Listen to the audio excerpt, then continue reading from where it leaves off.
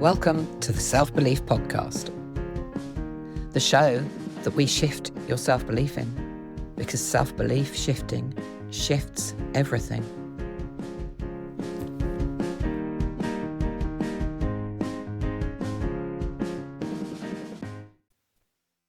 I want to share something with you that I use in my own work and inside my membership.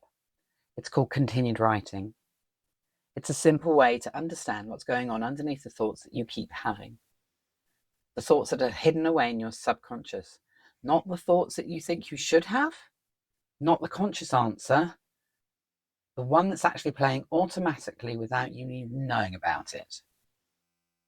I start you with an unfinished sentence and you just keep writing. You don't plan it, you don't edit it, and you don't try to make it sound good. You just let the words come out. And the reason this matters is because so many people are trying to change things in their life from the conscious part of their mind. They're thinking about it, talking about it, reading about it, and trying so hard, but they still feel stuck. They still react before they have time to think. They still say yes when they want to say no. They still shut down, over-explain, people please, go quiet, and then think, why did I do that again? Continued writing helps you see what actually drives that reaction. And believe me, this is not so that you can blame yourself or beat yourself up. It's so you can actually see what's going on. Because once you can see the thought, the belief, or the pattern underneath that reaction, you have something you didn't have before: choice. I've created a free continued writing for you to try. It's a simple 10 prompt version, and it's a gentle pace to start. If you know something needs to change, but you can't quite work out why you keep doing the same thing over and over, even though you consciously know that you don't want to, you'll find the links to the freebie in the show notes. Let yourself write without making it perfect and just see what comes up. Because one unfinished sentence can show you more than hours of overthinking. Once people begin noticing where their energy actually goes, there's often another realization that follows quite quickly.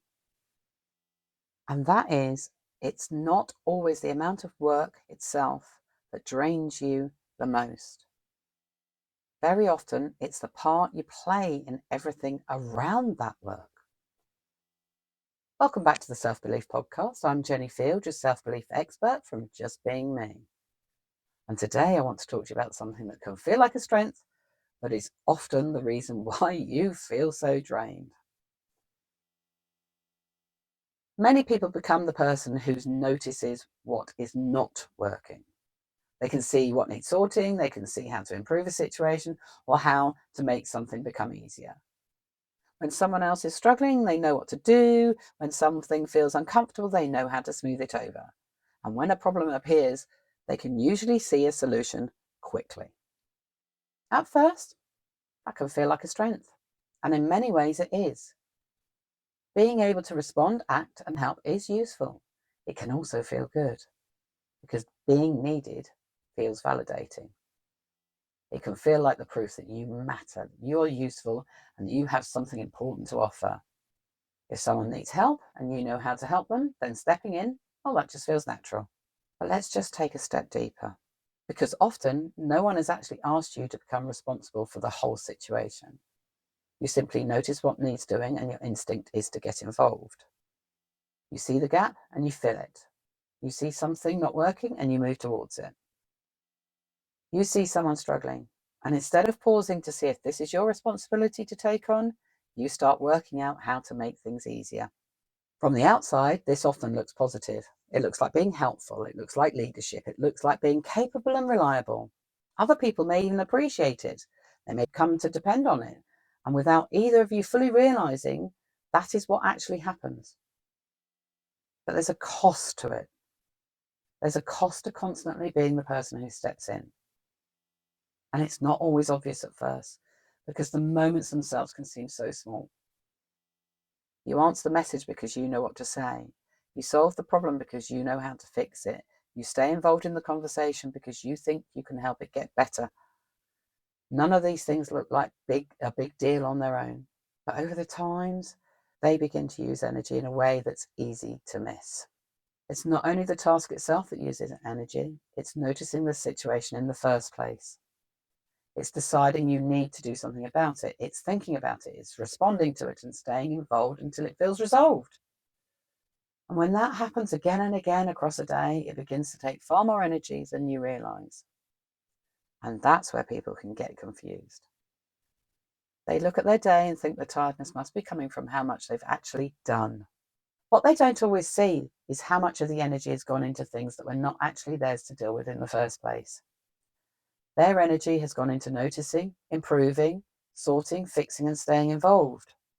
And because that being needed can feel good, that pattern often stays in place for a very long time. And that's the part that people don't always want to admit. It can feel good to be the person who knows what to do. It can feel good to be the one who's turned to. It can feel good to be useful. And if you've spent years tying your value up to being helpful or capable, then being needed can easily become one of the ways you feel okay in yourself. That doesn't make you attention-seeking or controlling. It means that the role makes sense to your system. It gives you a feeling of value and of certainty. You know where you stand when you're doing something useful. You know what to do when there's a problem. You know how to respond when something needs something.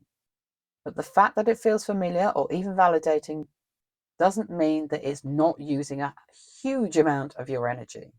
For me, this showed up in all sorts of ordinary moments.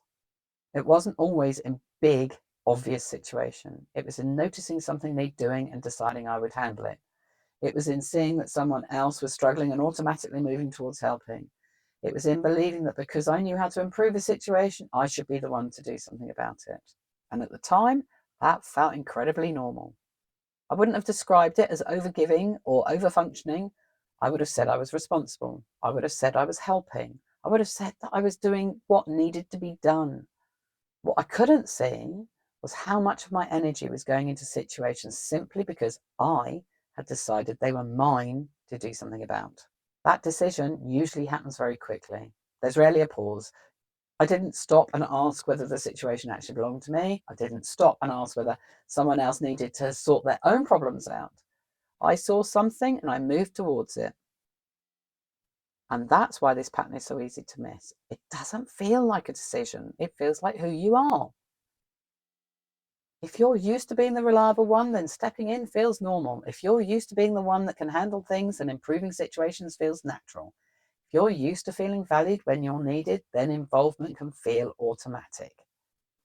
And that is also why it can be so hard to stop, because the moment you don't get involved, something else can appear. You may feel restless. You might start to feel uncomfortable. You may notice the urge to step in anyway because you know you can make the situation better. Or you might even feel guilty for leaving it alone. And that discomfort tells you a lot. It shows you that the pattern is not always about helping. It's also about what helping gives you back. It gives you a sense of purpose. It gives you a role. It gives you proof that you are useful. And once you start seeing that clearly, you can understand why this uses so much energy. It's not only the physical effort of doing the thing, it's also the mental and emotional energy that goes into always noticing, thinking, and deciding whether you need to get involved. And this is one of the reasons why some people feel drained, even on days that do not look very full from the outside. They may not have had endless lists of tasks, but they've still spent the day responding to situations around them. They've spent the day getting involved. That's very different from simply doing your own stuff and then stopping. Understanding that difference matters because it changes the way you look at your tiredness. It stops being only about workload and starts becoming about where your energy is actually going. It also begins to show you something else. And that is being capable does not mean every situation needs your energy. Knowing how to fix something does not mean that it's yours to fix. And being needed may feel good whilst still using far more of you than you realised. Once you begin to see that, the next thing you start noticing is the moment just before you get involved. There's usually a small moment where you see the situation and feel the pull to move towards it. Most people go straight past that moment because their reaction is so familiar. That moment matters, because if you can begin to notice it, you can begin to choose differently. And that's where the next part of this conversation goes in the next podcast.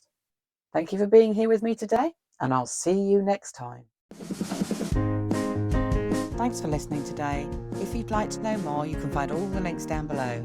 Oh, and don't forget to press subscribe so you can catch the next one. See you soon.